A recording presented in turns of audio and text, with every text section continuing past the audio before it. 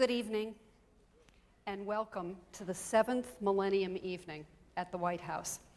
Over the last year, President and Mrs. Clinton have invited scholars, artists, and scientists to speak, to bring recognition to our history, our creativity, our ingenuity, to help us honor the past and imagine the future. Tonight, we'll examine the darker side of the 20th century as Professor Elie Wiesel discusses the perils of indifference, lessons learned from a violent century. As Mr. Wiesel defines the consequences of indifference, he will also reveal our hope for a more peaceful future. Before the President and Mrs. Clinton and Mr. Wiesel are introduced, I'd like to tell you a little bit about what to expect tonight. Outside this room, we're speaking to groups at satellite downlink sites, those watching C-SPAN, and those connected by computer. Because this evening is being broadcast, you may see some unusual things happen in this room. Questions appearing from the internet, cameras zooming by your heads, me conferring with Mrs. Clinton, Laura, the stage manager, or Anita, who will be at the computer. And so even though we're nearing the next century with all of its communications technology, for the next 90 minutes or so, turn off your pagers, those beeping watches, and your cell phones. And remember that you're on camera. Every one of you would have something to add to tonight's topic, but some of you have stories that you will offer briefly after Mr. Wiesel's remarks and during our discussion. Several of you agreed to ask questions that will help extend our understanding of the subject. So when I call on you, stand, wait for a microphone, and then speak. We are honored to have Elie Wiesel here, as we are to have each one of you. Now, in a moment, our program will begin, and we'll hear one of the clearest voices of our time. Thank you.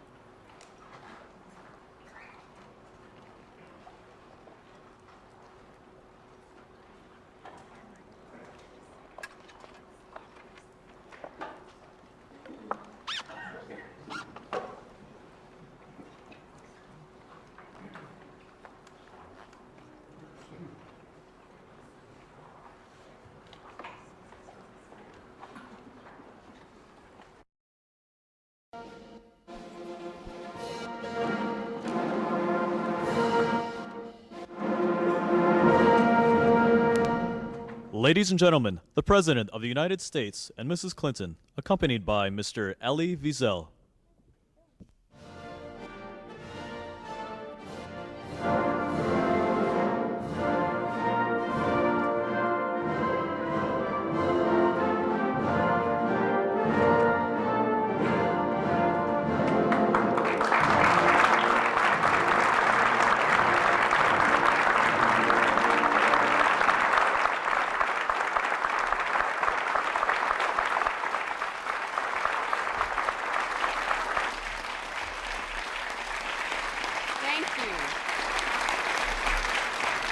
Good evening. Please be seated. Welcome to the East Room and the White House for our 7th Millennium Evening, The Perils of Indifference, Lessons Learned from a Violent Century. We are honored to have so many members of Congress, ambassadors, religious leaders, historians, human rights activists, and so many other concerned citizens for what I know will be an unforgettable evening. Before we begin, I would like to thank our sponsors, the National Endowment for the Humanities and Sun Microsystems. Sun is helping us to bring this event to millions of people around the world via satellite and the internet. And I also want to thank Pioneer New Media for donating these screens and the Library of Congress and the United States Holocaust Museum for lending us the extraordinary displays in the grand foyer. And I especially want to thank our guests of honor, Ellie, Marion, and Alicia Wiesel. When my husband and I look back at our years in the White House, one of the highlights are the times that we've been able and been privileged to spend with Ellie and Marion. We always feel enriched by our experience. We didn't know them before except through his writings. But for those of us who've ever read those writings, especially Night, we can never forget the description of the horrors inflicted on him as a young boy. A boy of great religious convictions who tells us his God was murdered. A boy of 14 who is forced to ask, was I awake? How could it be possible for them to burn children and for the world to remain silent?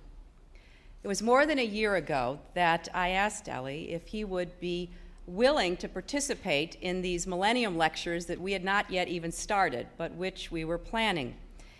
I never could have imagined that when the time finally came for him to stand in this spot and to reflect on the past century and the future to come, that we would be seeing children in Kosovo crowded into trains, separated from families, separated from their homes, robbed of their childhoods, their memories, their humanity.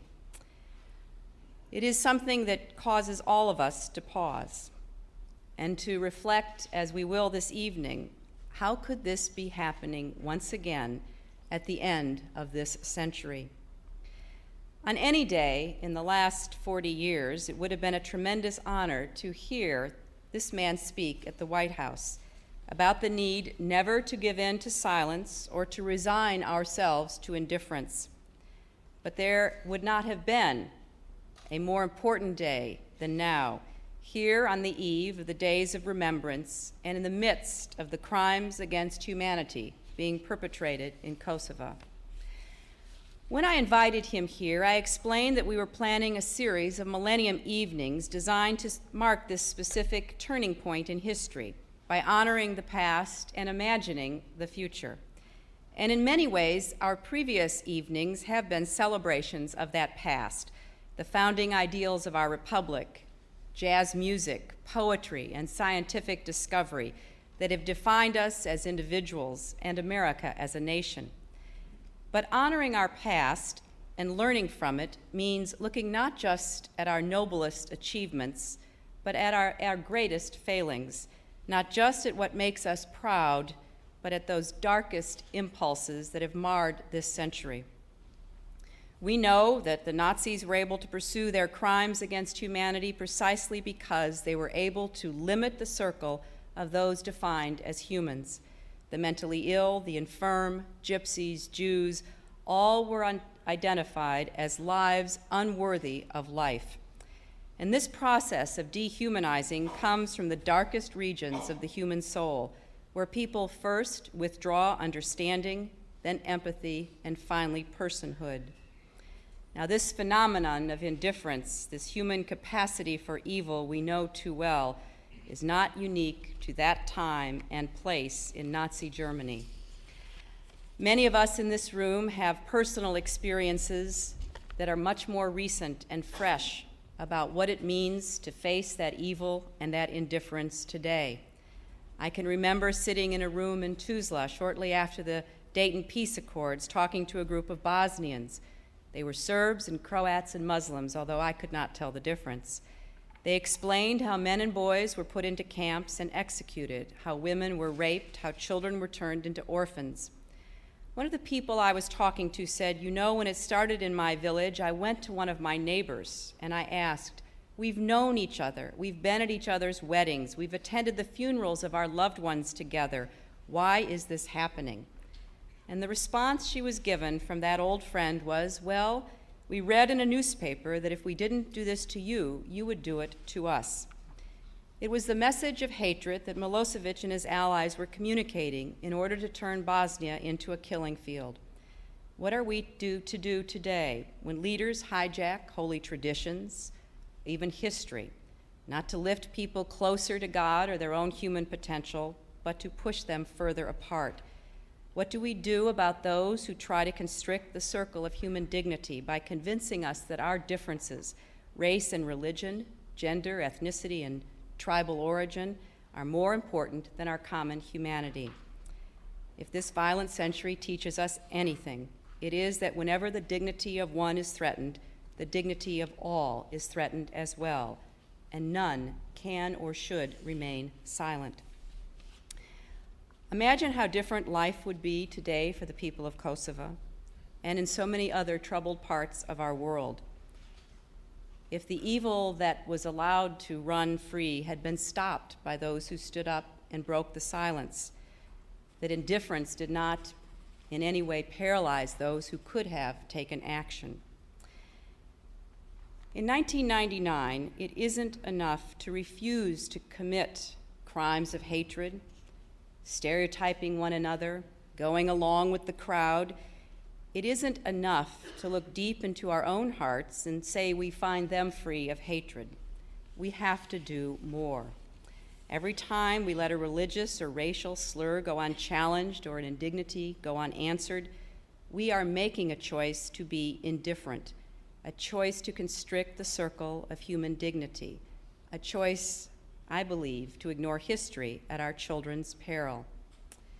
When Elie Wiesel accepted the Nobel Peace Prize, he remembered asking his father how the world could have remained silent.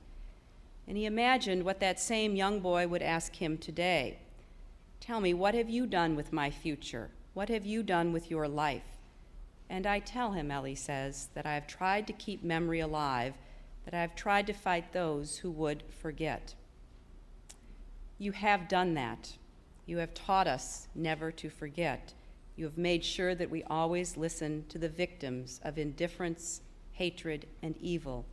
You have been among those in our world to whom we look to for conscience.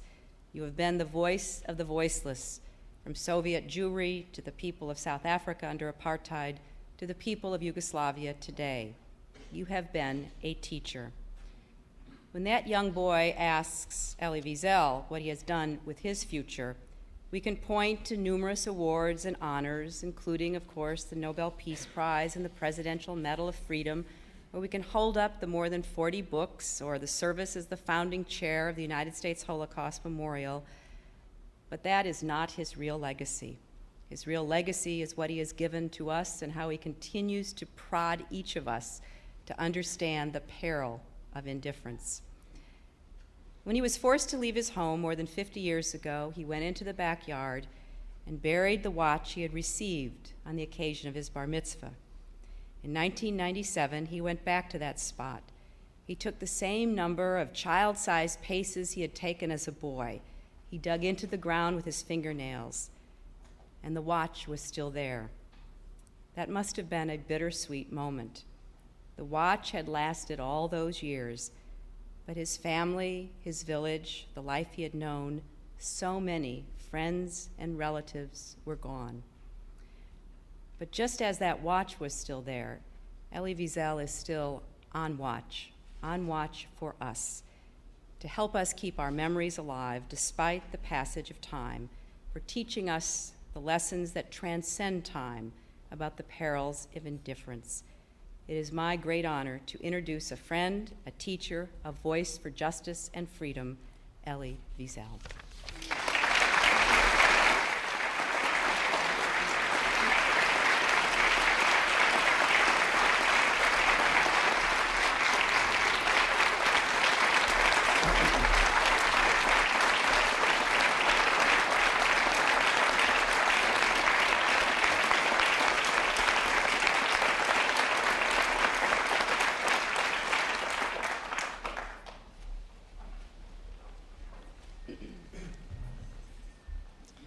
Mr. President, Mrs. Clinton, members of Congress, Ambassador Holbrooke, Excellencies, friends. 54 years ago, to the day, a young Jewish boy from a small town in the Carpathian Mountains woke up, not far from Goethe's beloved Weimar, in a place of eternal infamy called Buchenwald. He was finally free, but there was no joy in his heart. He thought there never would be again. Liberated a day earlier by American soldiers, he remembers their rage at what they saw. And even if he lives to be a very old man, he will always be grateful to them for that rage and also for their compassion. Though he did not understand their language, their eyes told him what he needed to know. That they too would remember and bear witness. And now I stand before you, Mr. President, Commander-in-Chief of the army that freed me and tens of thousands of others, and I am filled with a profound and abiding gratitude to the American people. Gratitude is a word that I cherish. Gratitude is what defines the humanity of the human being. And I'm grateful to you, Hillary or Mrs. Clinton, for what you said and for what you are doing for children in the world, for the homeless, for the victims of injustice, the victims of destiny and society. And I thank all of you for being here. We are on the threshold of a new century, a new millennium. What will the legacy of this vanishing century be? How will it be remembered in the new millennium? Surely it will be judged, and judged severely, in both moral and metaphysical terms. Its failures have cast a dark shadow over humanity. 2 world wars, countless civil wars, a senseless chain of assassinations, Gandhi, the Kennedys, Martin Luther King, Sadat, Rabin, bloodbaths in Cambodia and Algeria, India and Pakistan, Ireland and Rwanda, Eritrea and Ethiopia, Sarajevo and Kosovo, the inhumanity in the Gulag and the tragedy of Hiroshima. And on a different level, of course, Auschwitz and Treblinka. So much violence, so much indifference. What is indifference? Etymologically, the word means no difference.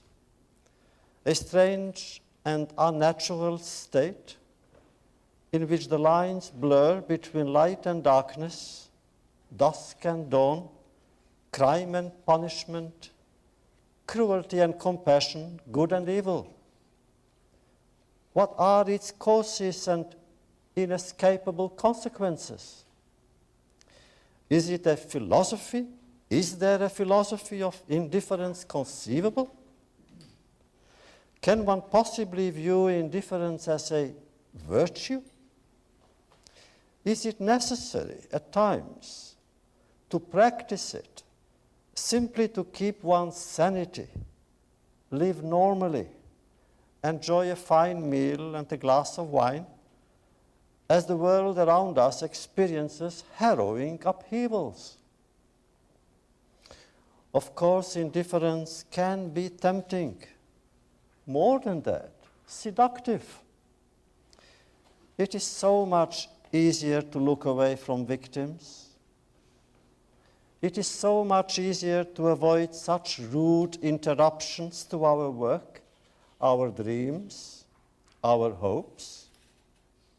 It is, after all, awkward, troublesome to be involved in another person's pain and despair. Yet for the person who is indifferent, his or her neighbor are of no consequence, and therefore their lives are meaningless. Their hidden or even visible anguish is of no interest. Indifference reduces the other to an abstraction. Over there, behind the black gates of Auschwitz, the most tragic of all prisoners were the Muselmänner, as they were called. Wrapped in their torn blankets, they would sit or lie on the ground, staring vacantly into space, unaware of who or where they were, strangers to their surroundings. They no longer felt pain, hunger, thirst. They feared nothing. They felt nothing. They were dead and did not know it. Rooted in our tradition, some of us felt that to be abandoned by humanity then was not the ultimate. We felt that to be abandoned by God was worse than to be punished by Him. Better an unjust God than an indifferent one. For us to be ignored by God was a harsher punishment than to be a victim of His anger. Man can live far from God, not outside God. God is wherever we are, even in suffering, even in suffering. In a way, to be indifferent to that suffering is what makes the human being inhuman. Indifference, after all, is more dangerous than anger and hatred. Anger can at times be creative. One writes a great poem, a great symphony. One does something special for the sake of humanity because one is angry at the injustice that one witnesses. But indifference is never creative.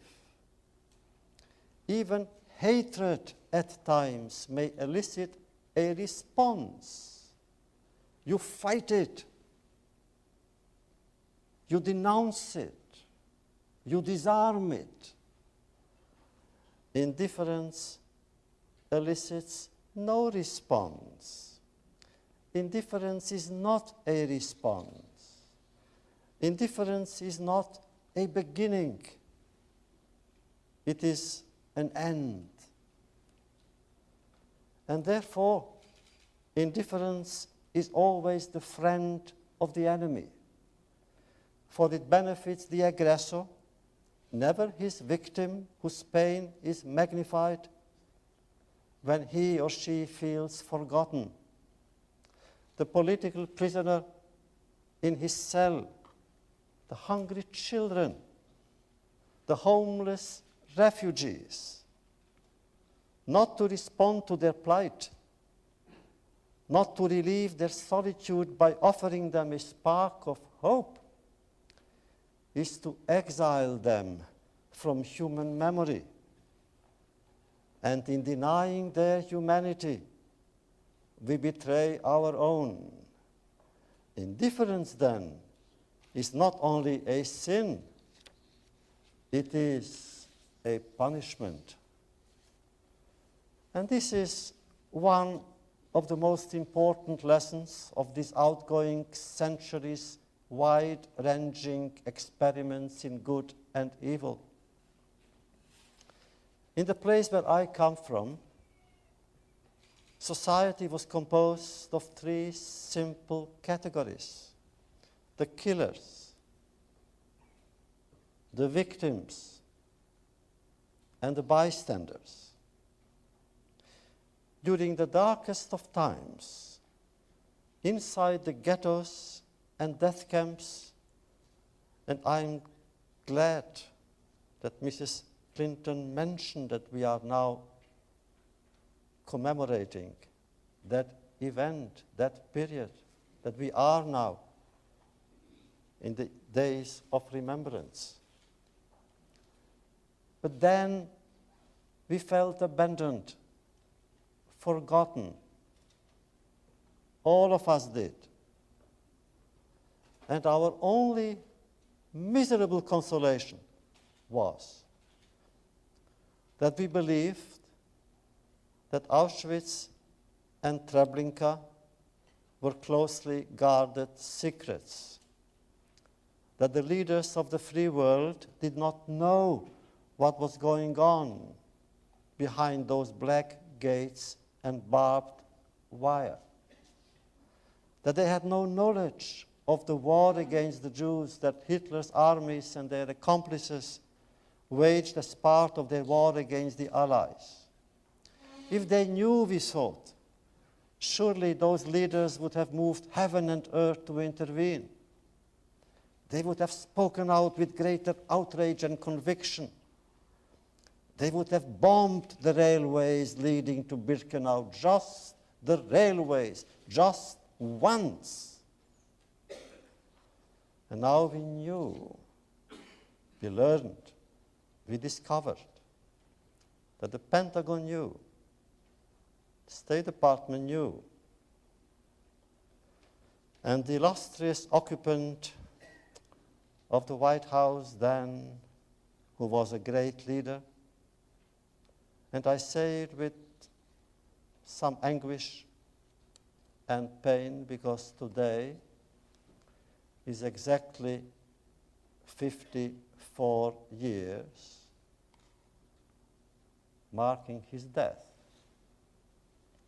Franklin Delano Roosevelt died on April the 12th, 1945. So he is very much present to me and to us. No doubt he was a great leader. He mobilized the American people and the world, going into battle, bringing hundreds and thousands of valiant and brave soldiers in America to fight fascism, to fight dictatorship, to fight Hitler. And so many of the young people fell in battle. And nevertheless, his image in Jewish history, I must say it, his image in Jewish history is flawed. The depressing tale of the St. Louis is a case in point. 60 years ago, its human cargo, nearly 1,000 Jews, was turned back to Nazi Germany. And that happened after the Kristallnacht, after the first state-sponsored pogrom with hundreds of Jewish shops destroyed, synagogues burned, thousands of people put in concentration camps. And that ship, which was already in the shores of the United States, was sent back. I don't understand. Roosevelt was a good man with a heart. He understood those who needed help. Why didn't he allow these refugees to disembark? 1,000 people in America, the great country, the greatest democracy, the most generous of all new nations in modern history. What happened? I don't understand. Why the indifference on the highest level to the suffering of the victims? But then there were human beings who were sensitive to our tragedy. Those non-Jews, those Christians that we call the righteous Gentiles, whose selfless acts of heroism saved the honor of their faith. Why were they so few? Why was there a greater effort to save SS murderers after the war than to save their victims during the war? Why did some of America's largest corporations continue to do business with Hitler's Germany until 1942? It has been suggested, and it was documented, that the Wehrmacht could not have conducted its invasion of France without oil obtained from American sources. How is one to explain their indifference? And yet, my friends, good things have also happened in this traumatic century. The defeat of Nazism, the collapse of communism, the rebirth of Israel on its ancestral soil, the demise of apartheid, Israel's peace treaty with Egypt, the peace accord in Ireland. And let us remember the meeting filled with drama and emotion between Rabin and Arafat that you, Mr. President, convened in this very place. I was here, and I will never forget it. And then, of course, the joint decision of the United States and NATO to intervene in Kosovo and save those victims, those refugees, those who were uprooted by a man whom I believe that because of his crimes should be charged with crimes against humanity.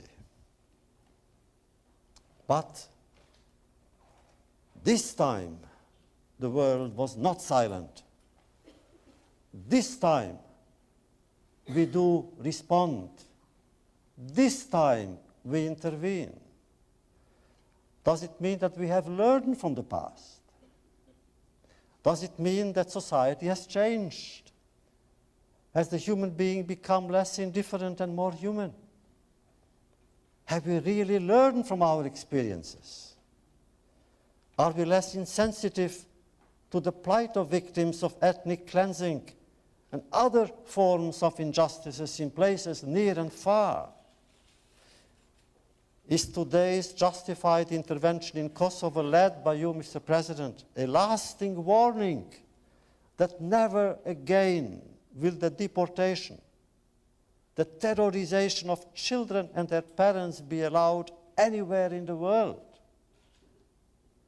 Will it discourage other dictators in other lands to do the same? What about the children? Oh, we see them on television, we read about them in the papers. And we do so with a broken heart. Their fate is always the most tragic, inevitably. When adults wage war, children perish. We see their faces, their eyes. Do we hear their pleas? Do we feel their pain, their agony? Every minute, one of them dies of disease, violence, famine. Some of them, so many of them, could be saved. And so, once again, I think of the young Jewish boy from the Carpathian Mountains. He has accompanied the old man I have become throughout these years of quest and struggle. And together we walk towards the new millennium, carried by profound fear and extraordinary hope.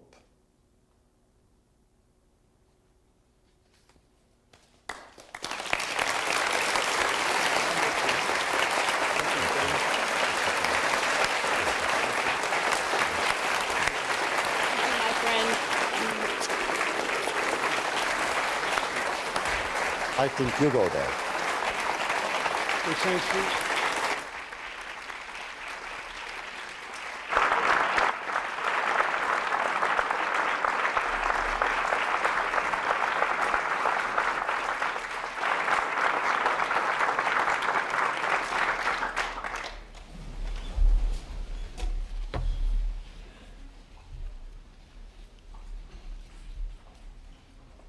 Ladies and gentlemen,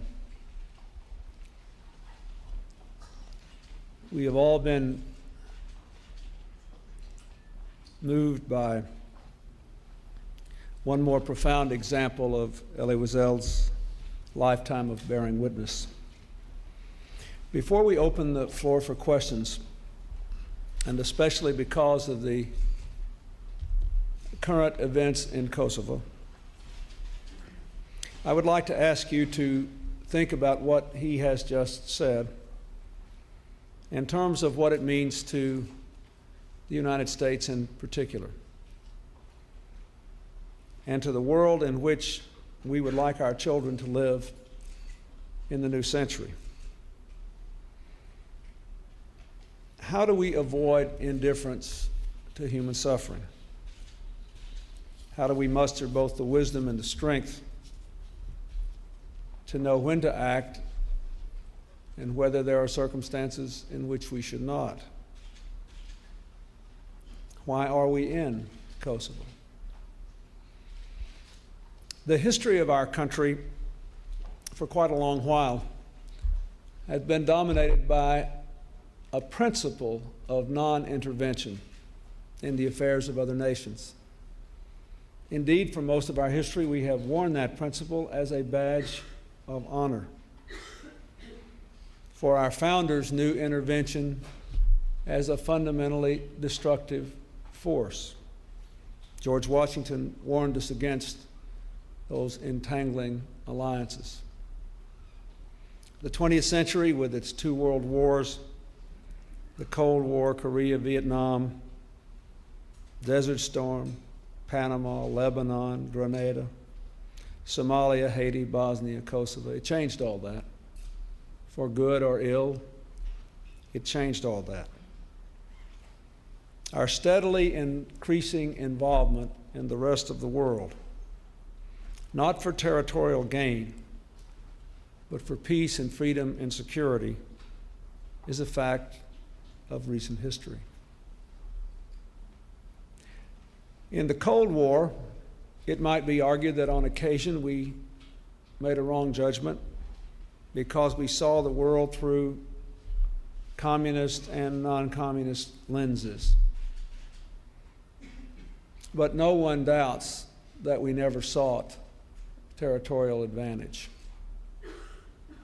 No one doubts that when we did get involved, we were doing what at least we thought was right for humanity. Now, at the end of the 20th century, it seems to me we face a great battle of the forces of integration against the forces of disintegration, of globalism versus tribalism, of oppression against empowerment. And this phenomenal explosion of technology might be the servant of either side, or both. The central irony of our time, it seems to me, is this. Most of us have this vision of a 21st century world with the triumph of peace and prosperity and personal freedom, with the respect for the integrity of ethnic, racial, and religious minorities within a framework of shared values, shared power, shared plenty. Making common cause against disease and environmental degradation across national lines, against terror, organized crime, weapons of mass destruction. This vision, ironically, is threatened by the oldest demon of human society, our vulnerability to hatred of the other. In the face of that, we cannot be indifferent at home or abroad. That is why we are in Kosovo. We first have to set an example as best we can, standing against hate crimes against racial minorities or gays, standing for respect for diversity. Second, we have to act responsibly, recognizing this unique, and if history is any guide, fleeting position the United States now enjoys of remarkable military, political, and economic influence. We have to do what we can to protect the circle of humanity against those who would divide it by dehumanizing the other. Lord knows we have had enough of that in this century, and Ellie talked about it. I think it is well to point out that Henry Luce coined the term the American century way back in 1941. A lot of terrible things have happened since then, but a lot of good things have happened as well. And we should be grateful that for most of the time since, our nation has had both the power and the willingness to stand up against the horrors of the century. Not every time, not every place, not even always with success. But we've done enough good to say that America has made a positive difference. From our successes and from our failures, we know there are hard questions that have to be asked when you move beyond the values and the principles to the murky circumstances of daily life. We can't perhaps intervene everywhere, but we must always be alive to the possibility of preventing death and oppression and forging and strengthening institutions and alliances to make a good outcome more likely. Ely has said that Kosovo is not the Holocaust, but that the distinction should not deter us from doing what is right. I agree on both counts. When we see people forced from their homes at gunpoint, loaded onto train cars, their identity papers confiscated, their very presence blotted from the historical record, it is only natural that we would think of the events which Ellie has chronicled tonight in his own life. We must always remain awake to the warning signs of evil. And now we know that it is possible to act before it is too late. The efforts of Holocaust survivors to make us remember and help us understand, therefore, have not been in vain. The people who fought those battles and lived those tragedies, however, will not be around forever. More than 1,000 World War II veterans pass away every day. But they can live on in our determination to preserve what they gave us and to stand against the modern incarnations of the evil they defeated. Some say, and perhaps there will be some discussion about it tonight, that evil is an active presence, always seeking new opportunities to manifest itself. As a boy growing up in my Baptist church, I heard quite a lot of sermons about that. Other theologians, like Niebuhr and Martin Luther King argued that evil was more the absence of something, a lack of knowledge, a failure of will, a poverty of the imagination, or a condition of indifference.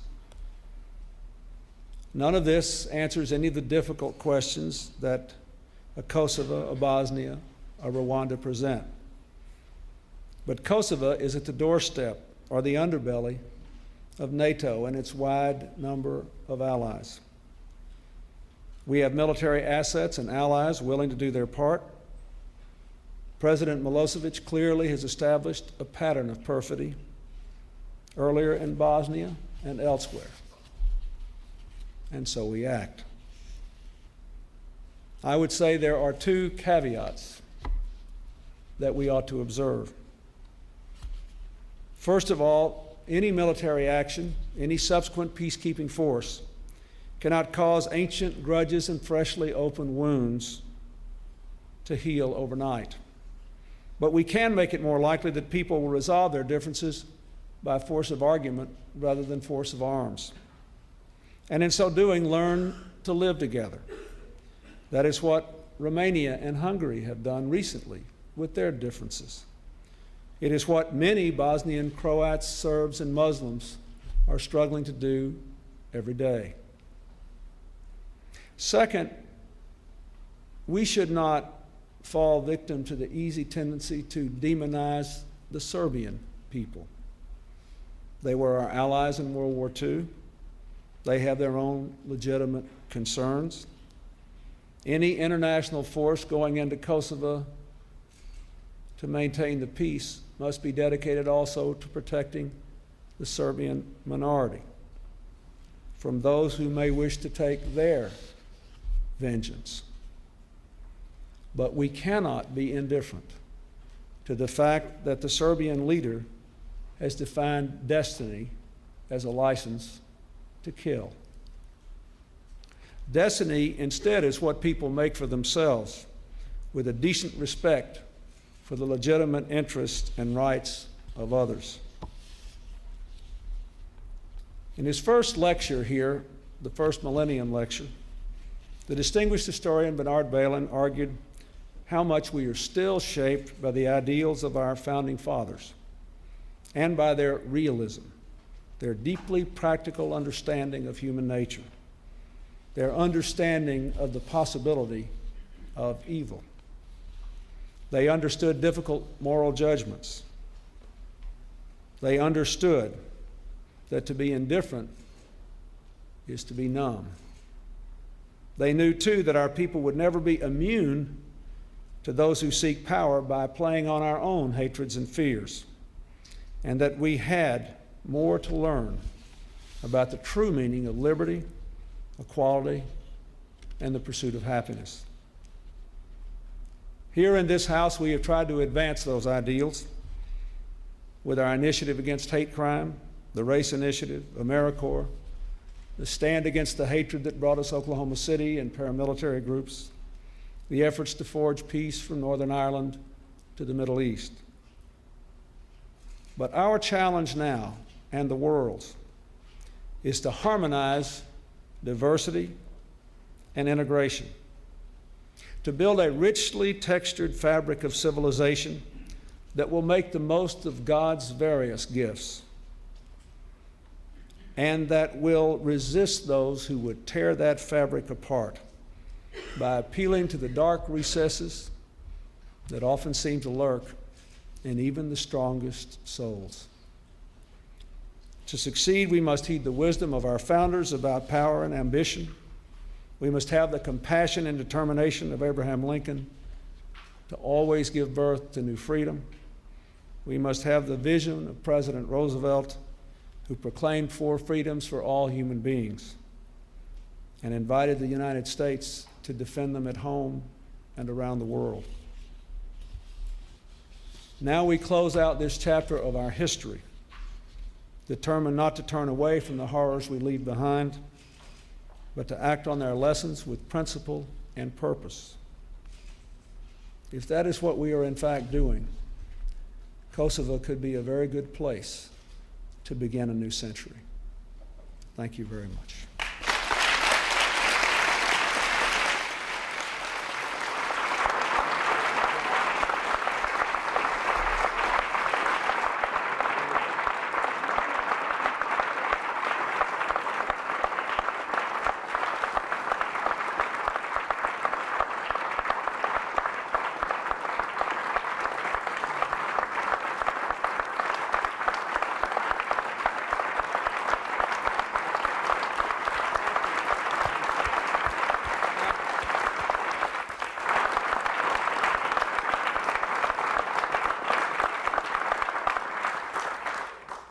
We have hundreds of questions, I know.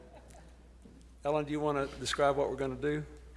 Well, I think, Mr. President, you have a question for Mr. Wiesel, and then I'm going to begin the questioning from the room, and Mrs. Clinton will take the questions from the internet. I would like to ask you a question about what you think the impact of the modern media and sort of instantaneous news coverage will be. It is obvious to me that we built a consensus in the United States and throughout Europe for action in Bosnia in no small measure because of what people saw was going on there. It is obvious to me that the support in the United States and Europe for our actions in Kosovo have increased because of what people see going on.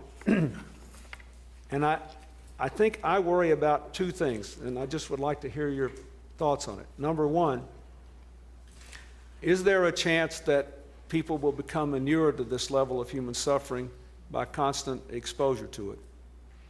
And number two, is there a chance that even though people's interest in humanity can be quickened almost overnight, that we're so used to having a new story every day that we may not have the patience to pay the price of time to deal with this and other challenges? A lot of these things require weeks and months, indeed years of effort. And that seems to be inconsistent with kind of rapid fire new news we are used to seeing. Mr. President, usually in this room, people ask you questions. That's why I like this. What you said is correct. The numbness is a danger. I remember during the Vietnam War, the first time we saw on television, live, the war in Vietnam. Usually, of course, the networks broadcasted during dinner. So we stopped eating. How can you eat when people kill each other and when people die? After 2 weeks, people went on eating. They were numb. And it's a danger. But nevertheless, I don't see the alternative, except I hope that in the next millennium, the next century, those who are responsible for the TV programs, for the news programs, will find enough talent, enough fervor, enough imagination to present the news in such a way that the news will appeal to all of us day after day. I do not see an alternative. We must know what is happening. And today, we can know it instantly. If the American people now are behind you, it is because they see it on television and they see it in newspapers. They see the images. They see the pictures of children in the trains, as you said, in the trains. So how can they remain indifferent? And therefore, the risks are there, but I have faith that we shall overcome the risks, but we must know. Thank you. I'd like to call on Marcus Applebaum. Marcus is a junior at Laurel High School in Prince George County, and he and the other students who are here with him take part in a program coordinated by Lynn Williams at the U.S. Holocaust Memorial Museum, and the program's called Bringing the Lessons Home. Marcus? I need help to know, what do I say to my grandmother? She's a survivor who's having a lot of trouble understanding what's going on with this thing. I met a group of German students in the museum over the summer, and I believe it's important for us to come together and talk about what has happened in our history. So I'm they've been invited to my house to come and stay with me for the summer. And my grandmother's having a hard time understanding this. And I would like to know, I love my grandmother very much, but I'd like to know how I can help her to understand, to help forgive. Forgive whom? Not your friends. They are young. I don't believe in collective guilt. Only the guilty are guilty. Even the children of killers are not killers. They are children. By definition, a child is innocent unless that child does something terrible. And therefore, I would speak to your grandmother and say that, look, don't see in them Germans. They are children. And I'm sure that your grandmother, after a while, will understand. Mrs. Clinton, let's go to the internet. This is from Justin Pieper in Bluffton, Indiana, and it's for Ellie Wiesel.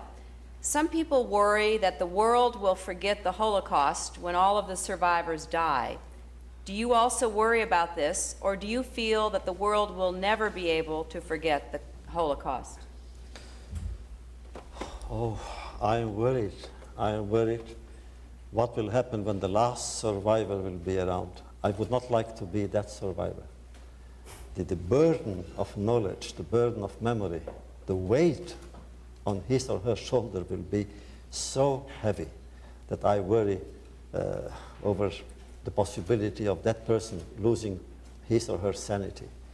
Now, it's true that whatever a survivor can say, no one else can. The witness which is ours is unique. All the other people, the historians and the novelists and the journalists, all together, I don't think they have the will, they have the desire. But to say something that a survivor can say, no, they cannot. So what will happen 20 years from now?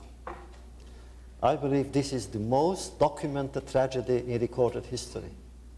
Never before has a tragedy elicited so much witness from the killers, from the victims, and even from the bystanders. Millions of pieces here in the museum, what you have, and all other museums, archives, in the thousands, in the millions. So anyone who will want to know will at least know where to turn. And here and there, I believe that somehow truth has a tremendous force. Sometimes it takes centuries, but it emerges, it surfaces, and then the world will remember. Chief Joyce Dugan of the Eastern Band Cherokee Nation is here.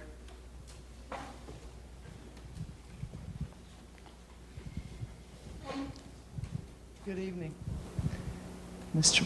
Wiesel, President, Ms. Clinton. I am Joyce Dugan, Principal Chief of the Eastern Band of the Cherokee Nation, located in North Carolina.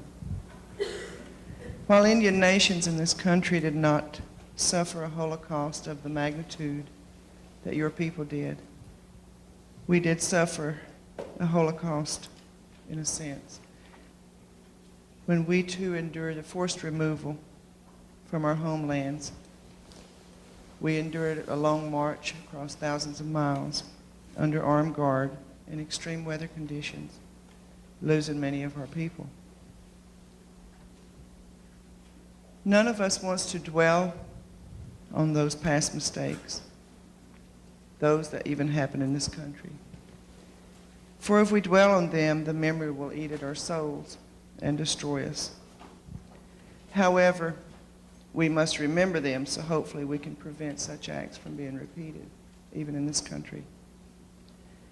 Unfortunately, throughout this world, there are those in power who continue to make the same mistakes over and over in their treatment of others because of their culture, their race, religion, or political beliefs.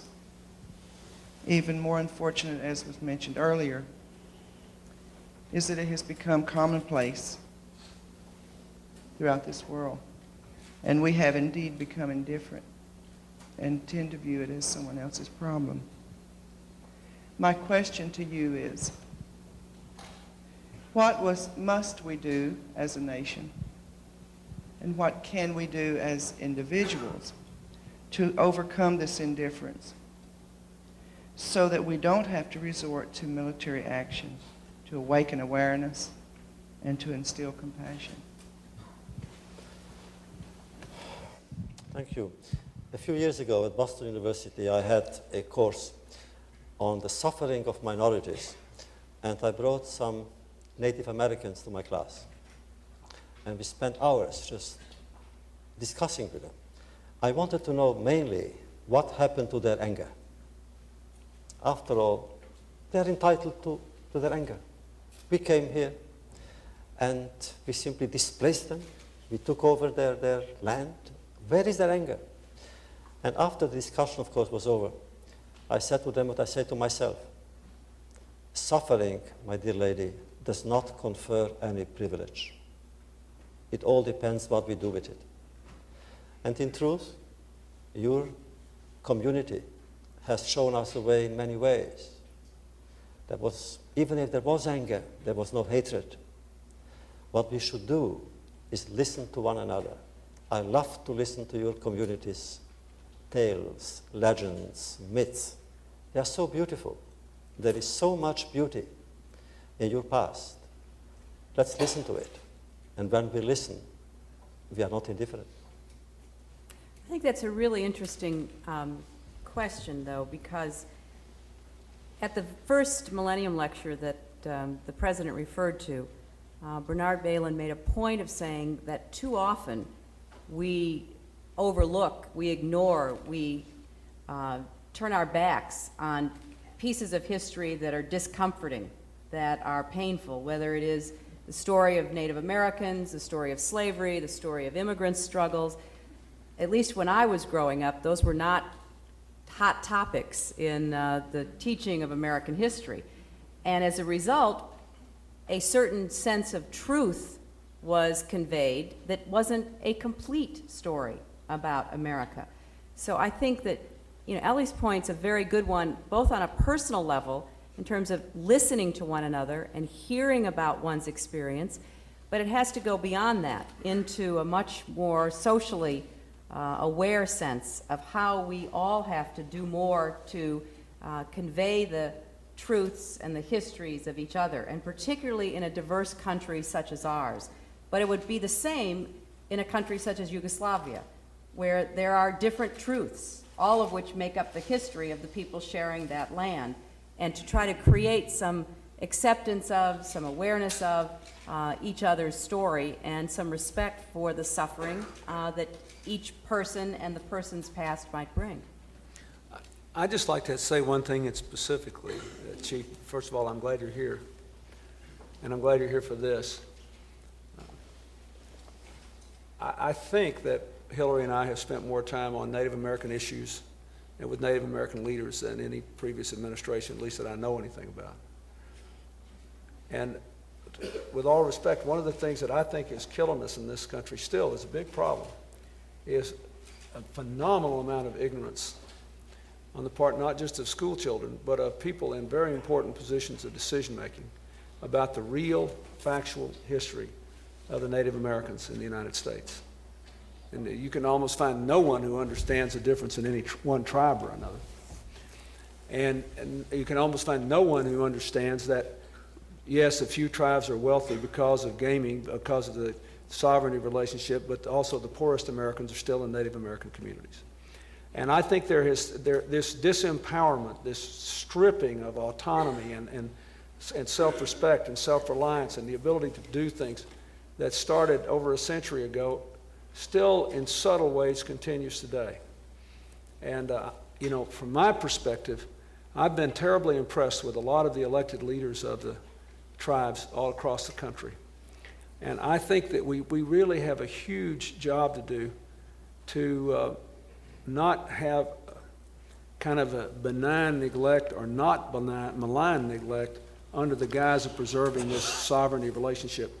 And we need to recognize what we did and what is still there, that's a legacy of the past, so that we can give the children of the Native American tribes all over this country the future they deserve. I think it's a huge issue, And I still think ignorance is bearing down on us something fierce. And I thank you for being here. Well, this next question really relates to what you just said. This is from James Mott in Ilion, New York, and it's also for Mr. Wiesel. I have taught about the Holocaust for many years as part of my English curriculum. I was wondering what advice could you give American teens today to help them understand that racism, prejudice, and ethnic cleansing are all wrong, but things that are still too prevalent today? Oh, it's enough to listen to a witness. That is why the witnesses are here, to tell them, look, that is not the right way. That hatred is not only destructive, it's auto-destructive. It is self-destructive. Hatred brings what? More hatred. There is nothing good in it. And the main lesson really is, look at the consequences. It began with words. It ended, you know how. So tell your children should know that. It begins with words. And look how it ended. Odette Niramilimo is here from Rwanda. She's a physician practicing in Kigali, and she is a survivor of the Rwandan massacres. Dr. Niramilimo, I know you have a story to tell and a question to ask. Thank you. Thank you, Mr. Wiesel, for sharing your experience with us this evening. Thank you, Mr. President and Mrs. Clinton, for hosting this evening today. As you heard, I'm a Tutsi, survivor of the most recent genocide in Rwanda. I have experienced firsthand the real value of not being indifferent to human injustice and atrocities. My family and I were trying to flee Kigali. We took our car, but to avoid roadblocks, we had to abandon it and go by foot towards the border of Burundi. But we did not make it. A mob attacked us in a swamp. They killed my sister and many others. We tried to hide everywhere we could, and by chance we managed to leave that swamp and retrieved back to our home in Kigali. Now, when I look back, one man, a soldier, decided our fate. He came to our house where we were simply waiting to be killed. He asked for our identity papers.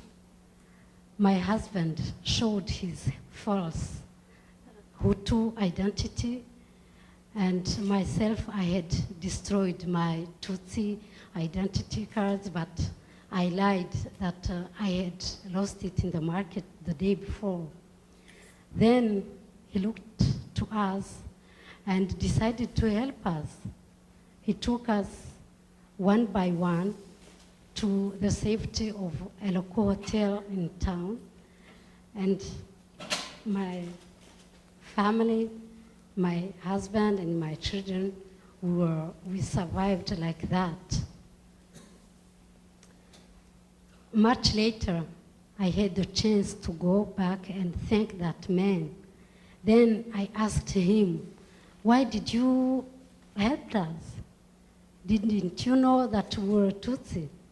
And he said, yes, I knew you were Tutsi, but I looked at you trembling and looked to your children and the fear into their eyes. Then how couldn't I help you? Ultimately, my husband, my children, and I were those survivors. But unlike the survivors of the Jewish Holocaust, who could go and have refuge to other countries. Rwandan survivors are remaining in the country, living with the killers day after day. Now, my question is this, Mr. Wiesel. How can governments and individuals around the world who, by the indifference in 1994, allowed the genocide to happen in my country, now could do to show that they are not still indifferent to our fate? Thank you. Madam, I wish I had an answer, I don't. Why are we so involved, so nobly, in Kosovo, and why were we not in Rwanda? I am, as you know, Mr. President, I am not in high councils of your government, so I don't know the real reason. Maybe Mr. Berger knows more, surely more than I. But one thing I can't understand. I know one thing. We could have prevented that massacre. Why didn't we? I don't know. Maybe that's because we didn't then. We are doing it now. It's also possible. I think we could have prevented a significant amount of it. You know, it takes, the thing about the Rwandan massacre that was so stunning is it was done mostly with very primitive weapons, not modern mass killing instruments, and yet it happened in a matter of just a few weeks, as you know. And, you know, I want to give time for others to ask their questions, but let me say I have thought about this a great deal, more than you might imagine. And we went to Kigali when we were in Africa, and we talked to a number of the survivors, including a woman who woke up to find her husband and 6 children all hatcheted to death, hacked to death, and she by miracle lived and was devoting herself to the work of helping people like you put your lives back together. One of the things that made it, I think, more likely that we would act in Kosovo and eventually in Bosnia is that we had a mechanism through which we could act, where people could join together in a hurry, like with NATO. And one of the things that we are trying to do is to work with other African countries now in something called the Africa Crisis Response Initiative, where we send American soldiers to work with African countries to develop the ability to work with other militaries to try to head these kinds of things off and to do it in a hurry. I can only tell you that I will do my best to make sure that nothing like this happens again in Africa. I do not think the United States can take the position that we only care about these sorts of things if they happen in Europe. I don't feel that way. And I think that we will next time be far more likely to have the means to act in Africa than we had last time, in a quicker way. Well, this question is for Mr. Wiesel, but it really could be for all of you. This is from William A. Hackney in Tomball, Texas. Who determines exactly what human rights are? Is there a list? Are human rights different in various locales? And that's a very good question, because oftentimes on the news or in speeches, people refer to human rights, but many people around the world don't know that there is a universal declaration of human rights that was adopted by the United Nations, that was very heavily influenced by Eleanor Roosevelt. It was a very important statement by all of the nations of the world about what human rights are. So that is one short answer, that there is something we call the Universal Declaration of Human Rights, but perhaps the President and Mr. Wiesel would like to be more specific about that. Human rights today have become a secular religion, and I applaud it. I think it's one of the most beautiful things that happened today, except if we think about it, Mr. President, it gives us, I think, a kind of duty to think about, to reflect on it. Why? Why are there so many organizations for human rights today? There are 2,000 more. The best of them, among the best, is IRC, of which I'm a member, National Rescue Committee, and Amnesty. There are good organizations. Now, in the 30s, maybe there were 10, not more. Why are there so many today? One of the reasons, it is sad to say, it is because individuals lost their faith, their confidence in governments. And they say, since governments don't do it, we shall do it. And therefore you have so many NGOs and so many private people, especially young people who join these organizations. They say, we shall work. And wherever you go, you find them. I went to Cambodia, I found the IRC, I went with them. Wherever you go, you find these organizations, and they are great. Now, what is human rights? Human rights really, again, as the First Lady said, there is a declaration of Universal Declaration of Human Rights, and we just celebrated the 5th anniversary in Paris. I was there. It's very simple. The other is not my enemy. The other is my ally, my kin, my friend. And whatever happens to that other involves me. The worst thing is, I have no right to stand by whenever the other is being humiliated. Humiliation is probably the worst that can happen. One is humiliated because of poverty, because of disease, because of injustice, helplessness. You mentioned the AIDS, the disabled. We cannot save everybody. We can't even help everybody. But we can try to begin somewhere, anywhere. And the first task is to prevent the humiliated from being humiliated.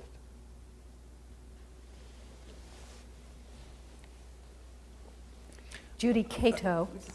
Yes. Let me just say, there was another part to that question, I which can tell when he's thinking. Yeah, and there's you were thinking. There's a thought The young- taking form here. the young man asked a very good question. And the only thing I would say is, you should get a copy of the Universal Declaration of Human Rights. You should read it. You will find that it also says, in addition to what Mr. Wiesel says, that all people should have certain rights against government. They should have the right to speak their minds. They should have the right to dissent. They should have the right to organize. They should have the right to chart their own course. And then the last question you ask is a very important one. He says, human rights, are they different from country to country?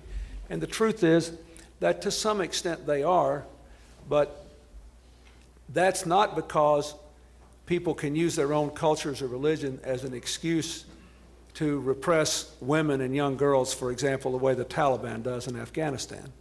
It's because countries should be free to go beyond the baseline definition if they choose. For example, we have an Americans with Disabilities Act, which we believe is sort of a further manifestation of the basic human rights. So we don't want, when you say, are they the same in all countries? No, countries normally, when they have more wealth or a more advanced democracy, find new ways to manifest those rights. And to that extent, they can be different from country to country. Countries do have different religious and cultural institutions, but the whole purpose of the Universal Declaration of Human Rights was so that no country could get away with oppressing the basic humanity of any person on the grounds that they were somehow different from some other country. That's the most important point to be made. That's why there needed to be a universal declaration. Judy Cato, Maryland Commissioner on Aging, and better known to her senior residents as the manager of Council House. And I know you have some concerns about indifference in our domestic lives.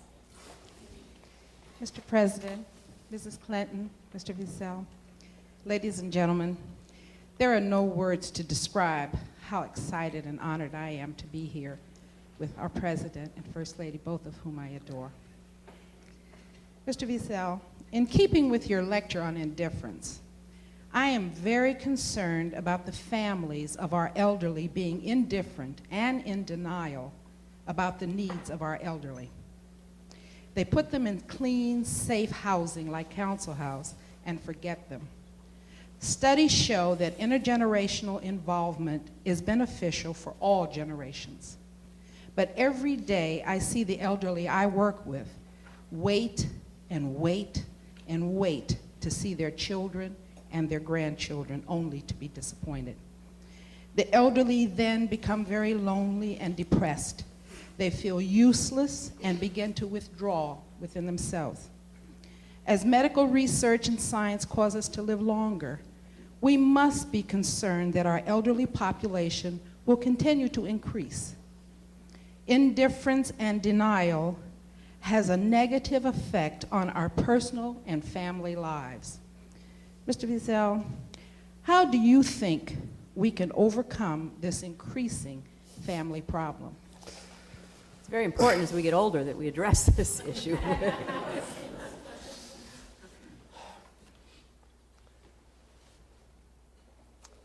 Well, I come from, we used to respect old people. I had a grandfather, a grandmother. For me, they were so important. I was looking forward twice a year to see them when they came during the holidays. And it was a celebration for me. Literally, I was so excited. Although they lived 7 kilometers away from my town, but I saw them only twice a year. I was so excited, more than when I go to Paris today by Concorde. Believe me, it was so special. Today, what is happening? Science is making progress. Medical technology is making tremendous progress. People live longer, but the moment they live longer, we throw them away. At best, we send them to Florida. At best, believe me. We don't want to see them. I would have kept my grandfather in my home all year long. What should we do? I think we should teach our children to respect the elderly. But if I had power, what I would do, I would organize in every community that children in the kindergarten almost, once a month, they should go to old age homes with little tape recorders and speak to them and ask them to tell us stories, sing our songs. It's good for both the children because they will learn something about the future, and the old people because they will give their past to the young people. What you need is imagination and, of course, some measure of compassion. This question is from Mary Jane Halyard in Orlando, Florida, and it's also for Mr. Wiesel. I just finished reading Night, the first book in your trilogy. My granddaughter is 12 years old and in the 6th grade. She is very bright, and for extra credit, her teacher has recommended that she read Night.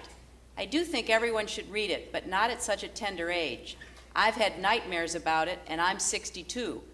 How you survived and didn't go crazy is a miracle. At what age do you think a child should read your trilogy? There is no age, really. I don't know how old Chelsea was when she read. She was 12 probably, when she told you, when she's the one who actually told you to read me. And it's really the parents or the teacher must decide, and actually the child herself or himself must decide. We must be guided by the children. We should not impose reading or any reading about the Holocaust on children. We should not do it. It must come from the child. At one point, the child will say, tell me about it, what happened and why did it happen? And then you should be ready with the book, other books, and answers, but not before that. Otherwise, it's counterproductive. The child will resent it. And why? Why make a child resent such reading? I'd like to recognize Aziza Al-Hibri, who's a professor of law at the University of Richmond. She's also the founder and president of Karama, Muslim Women Lawyers for Human Rights. Thank you, Mr. Wiesel, for your insightful discussion on the nature and consequences of indifference.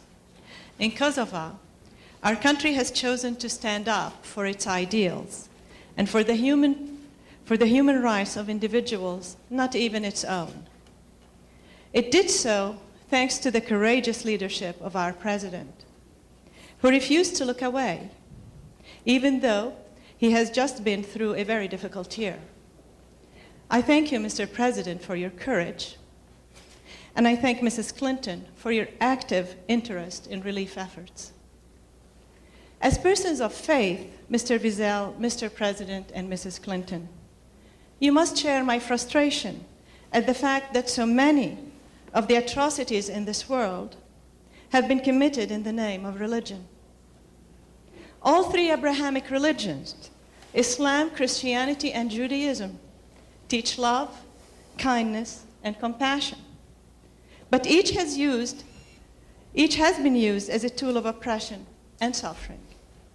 Both Muslims and Jews believe that saving a single life is like saving the life of a whole people.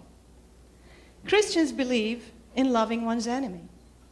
Yet until the recent events in Kosovo, the world has exhibited profound indifference to Muslim suffering, especially the suffering of women and children in various parts of the world. Given this shameful record, one cannot but wonder, where are our Abrahamic principles being practiced in the world today? More importantly, how can we help our children develop a peaceful and caring worldview that better approximates the values of our faiths?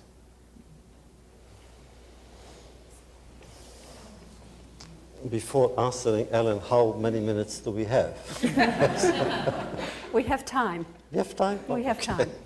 All right. What you said, of course, is correct, but some religions did less than others. Forgive me, but the Jewish religion is a religion, and because of maybe social and political and historic circumstances, we didn't have the power for 2,000 years even to impose our religion on others or to speak on behalf of our religion and kill them. We didn't do that. We couldn't, and maybe we wouldn't. Now, in general, the problem with religion is when it becomes fanatic, as everything else. Nationalism may be good, patriotism may be good, but if it goes beyond, then it becomes fanaticism. And fanaticism produces exactly what you said: killing, violence, hatred, because then the person who believes in God believes that only he or she has God's ear, that only he or she has the right to speak in God's name, that only he or she knows what God wants, only he or she has the power and therefore the right to impose his or her belief on others. In other words, that fanatic person wants to be the jailer of all of us. They would like us to be their prisoners. They actually would like God to become their prisoner. And therefore, I believe one of the most important duties that we have today is to fight fanaticism. The real threat hanging on the 21st century, Mr. President and Hillary, is fanaticism. Imagine fanaticism combined with power, what it would do, what it does already in certain countries that you mentioned, the Taliban or the Iranians. Imagine with nuclear power, bacteriological power. So we must fight fanaticism. How does one do that? I know only one word. I'm a teacher. I believe whatever the answer is, education is its major component. I would like to just offer a couple of observations, if I might. First of all, I think one of the most hopeful signs I have seen to deal with this whole issue of religious fanaticism in the last few years is the enormous support of Jews in America and throughout the world for the Muslim populations of Bosnia and Kosovo. I think that is, it doesn't answer all the questions of what should be the details of the resolution between the Israelis and the Palestinians. It doesn't solve all the problems, but everybody should see that this is a good thing. I think that the American Jewish community was maybe the most ardent community earliest for the United States stepping forward in Kosovo. And I think we have to see that as a good thing. Secondly, I think this whole, the question of the treatment of women and children by the Taliban has aroused a vocal opposition among members of the Muslim community around the world who feel that they can say this and not be betraying their faith. I think this is a good thing. Now, I would just like to make two other points, one of which is to agree with Ellie on this one point.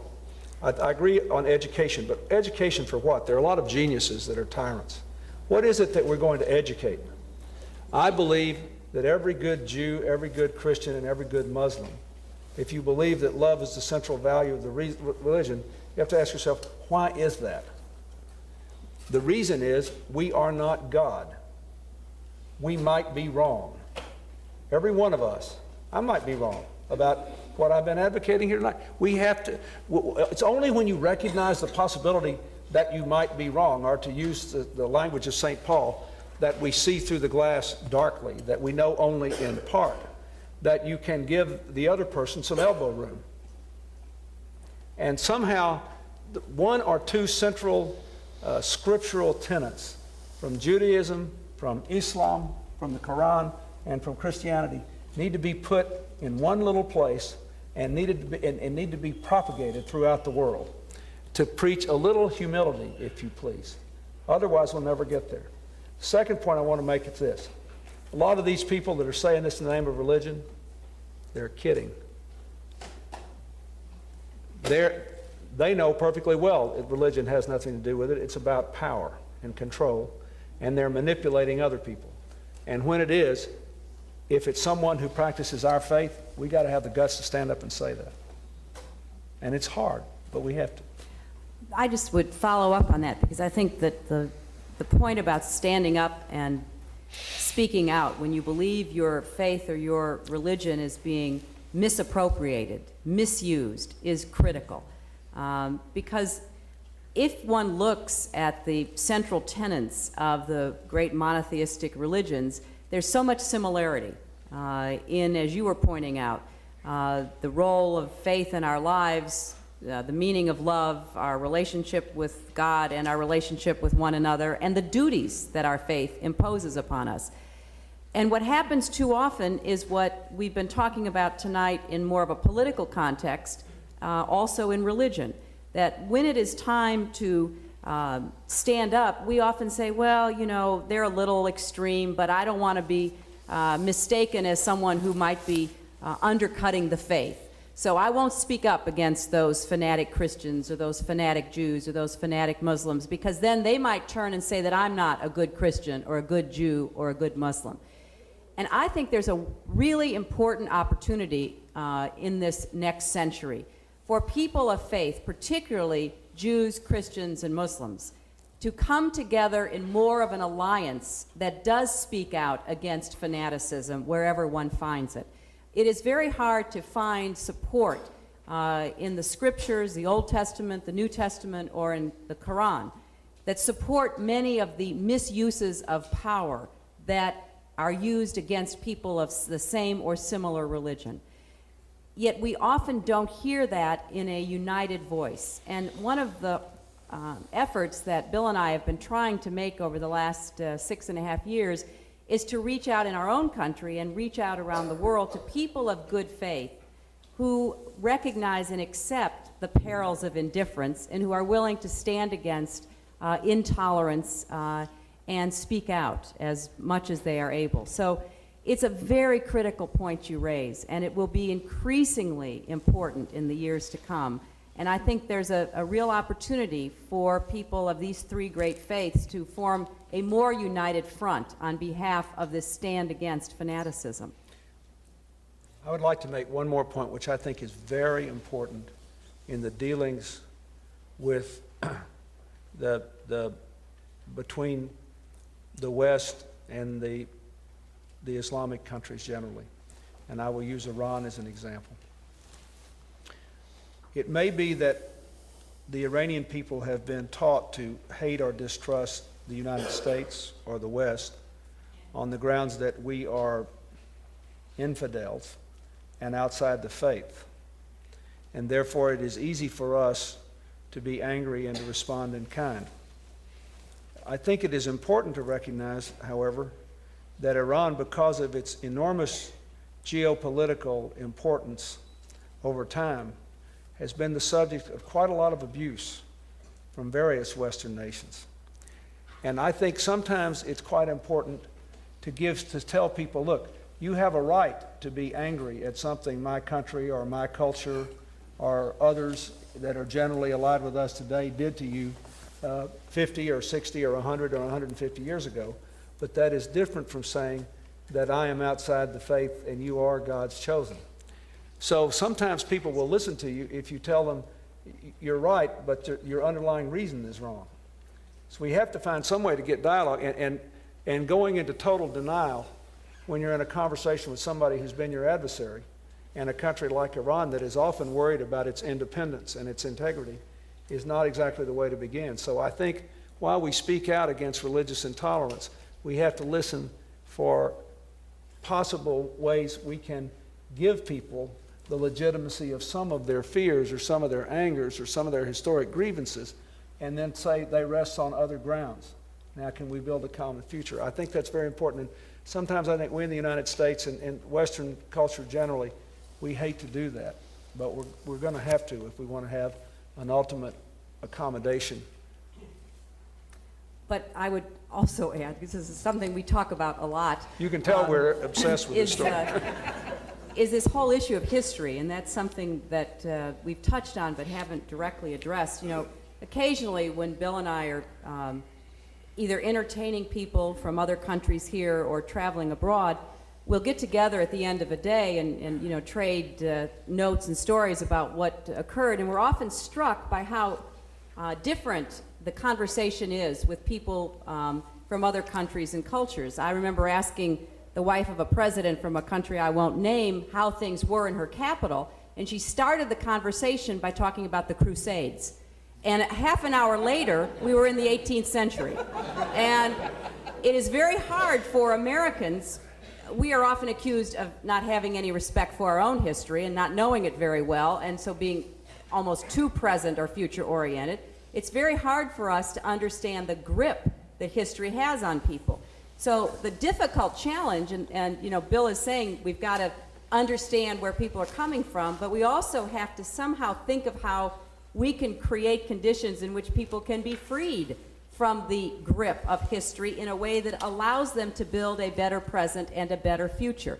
After a certain point, you can only be dragged down if you are constantly relitigating or reliving or refighting the past. And so how do we move forward on that front as well? We forgot one point, a sense of humor. Yeah. Yes. The best answer to fanaticism is a sense of humor. A fanatic doesn't have a sense of humor. So. It's a good test. Mr. President. No, he's just laughing to himself. I'm going to recognize Atiba de Souza. He's a student at the University of Maryland. He moved here from Trinidad at age 10, and he's been part of the Bringing the Lessons Home program for 4 years. Thank you. Good evening, Mr. President, Mrs. Clinton, and Mr. Wiesel. My question this afternoon is, because I am from Trinidad, I've been here since I was 10 years old, so that's most of my life now.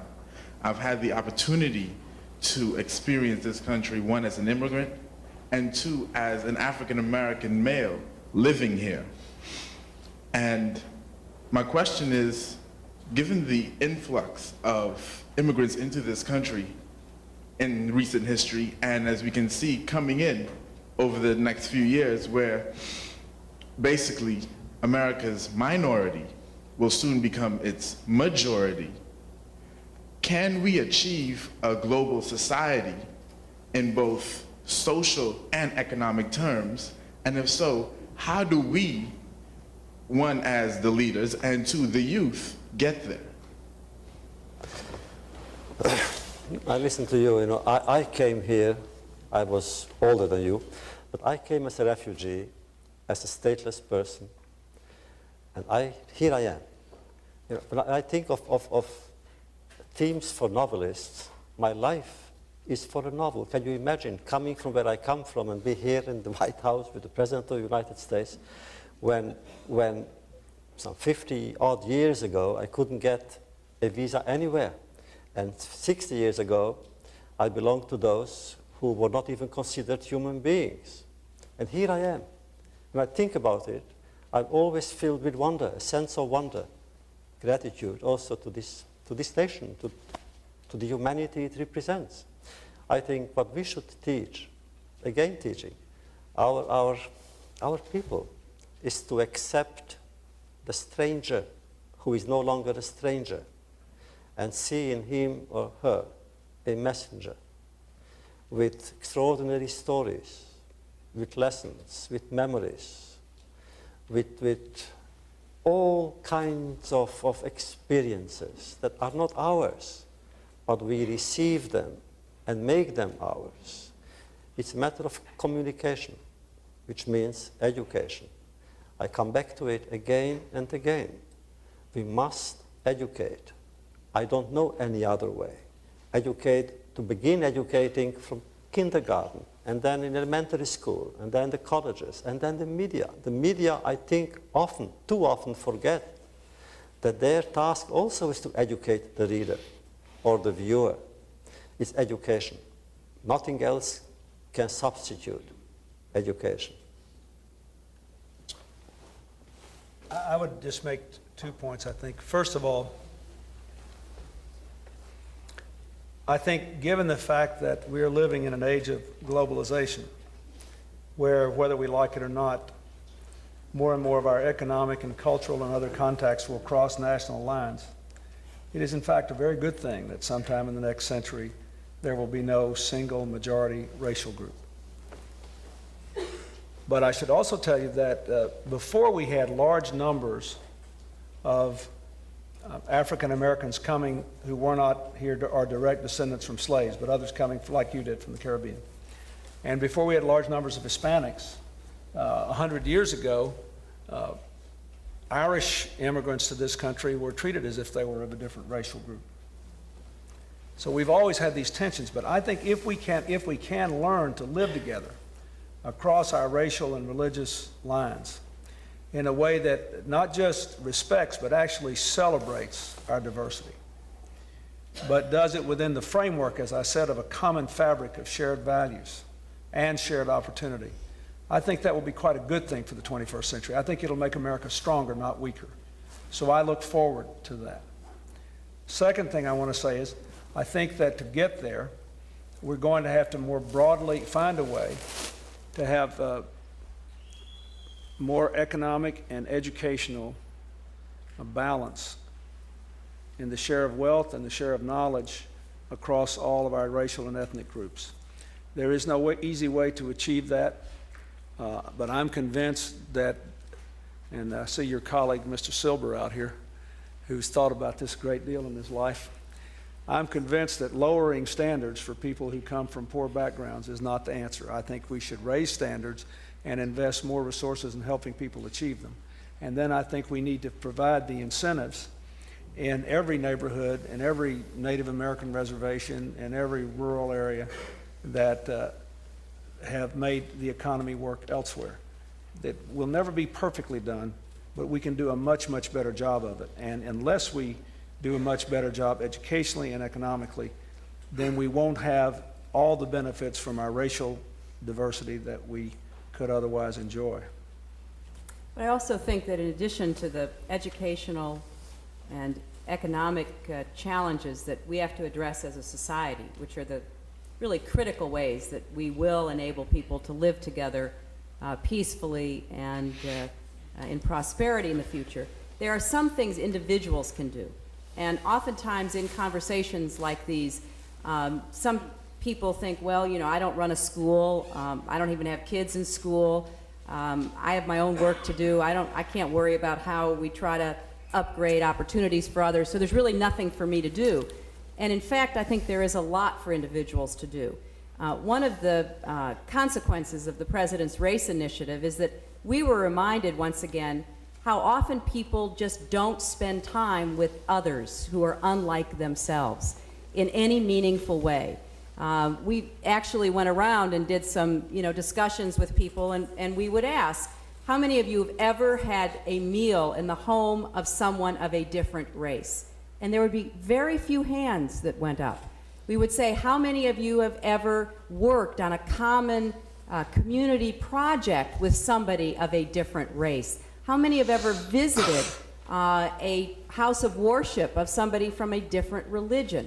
So there are many ways that on an individual basis, we can do more to break down the barriers of indifference and otherness. And they're not big things, you know, they don't grab headlines, but I remember being so struck by the woman who used to be my chief of staff, named Maggie Williams, who's an African-American woman, who in the process of talking about this one day said how she remembered when her mother, who was a teacher, became friends at the workplace, at a school, with a woman who was a white teacher. And they were determined to try to model this kind of behavior. So they were going to eat dinner at each other's house. And it was a simple thing, and some people made fun of them for doing it.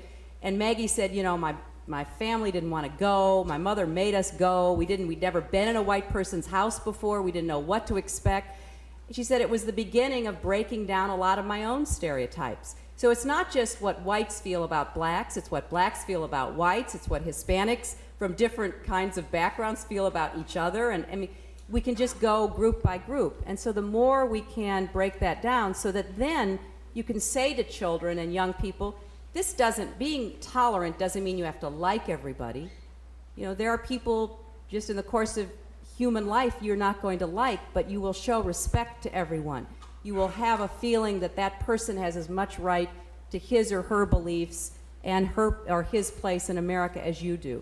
And it's that kind of education, not just what goes on in a classroom, but what happens in a home, what happens in a religious upbringing that is really important to how we deal with this in the future. Well, last we'll hear from Father Drew Christensen, Senior Fellow at Woodstock Theological Center at Georgetown University and Counselor for the U.S. Catholic Conference. Mr. President, Mrs. Clinton, thank you for this wonderful Millennium evening. And thank you for an extraordinary seminar. And I hope when you leave the White House, you both will teach because you're wonderful teachers. Mr. Wiesel, thank you for sharing your wisdom and giving your witness once again this evening. At the end of your talk, your very last phrase was, you enter the new millennium with an extraordinary hope. The question I have for each of you is that given the carnage and inhumanity we've seen in this century, and even somewhat unexpectedly in this decade, whence comes that extraordinary hope? It comes from hopelessness. Albert Camus, the French philosopher, said, where there is no hope, you must invent it. And there was no hope. In truth, hope in what? Faith in whom? Culture? Do you know that over in Auschwitz, Arbeit macht frei, which means, the famous, infamous Arbeit. Do you know where it comes from? From Hegel, the great philosopher, one of the greatest philosophers in Germany, Hegel. So why should we believe in them? The Einsatzkommandos, the leaders, the commanders, all of them, most of them at least, had college degrees, and some of them had PhDs and MDs. That's culture, that's education. So why? And we say it's because there was no hope, we must invent it. It's all in our hands. And since this is the last question, I don't like answers, but I like stories. So I'll tell you a story. Story is how to fight indifference, really. Is to assume it and to take it as something that belongs to me and for me to deal with it. The story is that once upon a time there was an emperor. And the emperor heard that in his empire there was a man, a wise man, with occult powers. He had all the powers in the world. He knew when the wind was blowing what messages it would carry from one country to another. He read the clouds and he realized that the clouds had a design. He knew the meaning of that design. He heard the birds. He understood the language of the birds. The chirping of the birds carried messages. And then he heard that man also knew how to read another person's mind. I want to see him, said the emperor. They found him. They brought him to the emperor. Is it true that you know how to read the clouds? Yes, Majesty. Is it true that you know the language of the birds? Yes, Majesty. What about the wind? Yes, I know. Okay, says the emperor. I have in my hands behind my back a bird. Tell me, is it alive or not? And the wise man was so afraid that whatever he would say could be a tragedy, that if he were to say that the bird is alive, the emperor, in spite, would kill it. So he looked at the emperor for a long time, smiled, and said, Majesty, the answer is in your hands. It's always in our hands. Well, Juan and others, so many stories that won't get told tonight. But thank you, and Mr. President, your final remarks.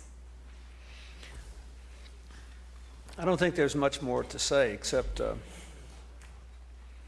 thank you again for once again giving us your witness and for the powerful example of your life. And we thank your family for joining us. And I thank all of you for caring about this. I believe there is grounds for hope. I think the history of this country is evidence.